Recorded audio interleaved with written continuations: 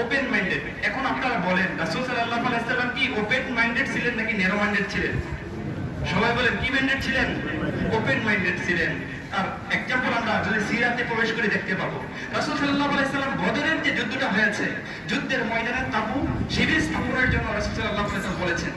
এক সাহাবী এসে বলেন, ইয়া রাসূলুল্লাহ, হুবাব আল মুনজির তিনি বললেন, ইয়া রাসূলুল্লাহ, আপনি যে তাবু স্থাপন করেছেন, শিবির স্থাপন করেছেন, এটা কি আল্লাহর আদেশ হয়েছে নাকি ওহী হয়েছে?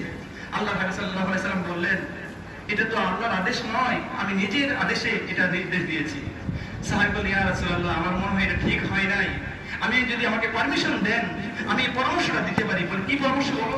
বলে ইয়া রাসূলুল্লাহ, বদরের প্রান্তরে যে একটা কূপ আছে, সেই কূপের পাশে যদি চতুর্দিকে আমরা তাবু স্থাপন করি, আমরা পানিও পান করতে পারবো আর কাফেরদের বিরুদ্ধে সারাদিন যুদ্ধ করতে পারবো, আর কাফেররা পানি না খেয়ে মারা যাবে এমনিতে।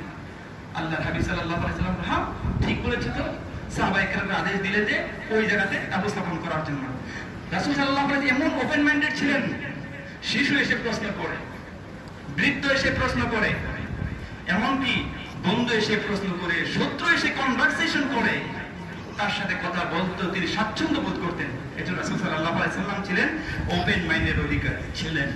সিরা আল হালাবিয়াতে একটা ঘটনা এসেছে যে বদরের ময়দানের ঘটনা গেল, তারপরে খন্দকের যে যুদ্ধটা হয়েছিল, সেই যুদ্ধটা দেখেন মক্কার কেউ পরামর্শ দেয় নাই, মদিনার কেউ পরামর্শ দেয় নাই, ইরাকের পারস্য থেকে সালমান আল ফারসি পরামর্শ দিয়েছিলেন, 5.5 কিলোমিটার দূর রাস্তা পরীক্ষা খনন করেছিলেন।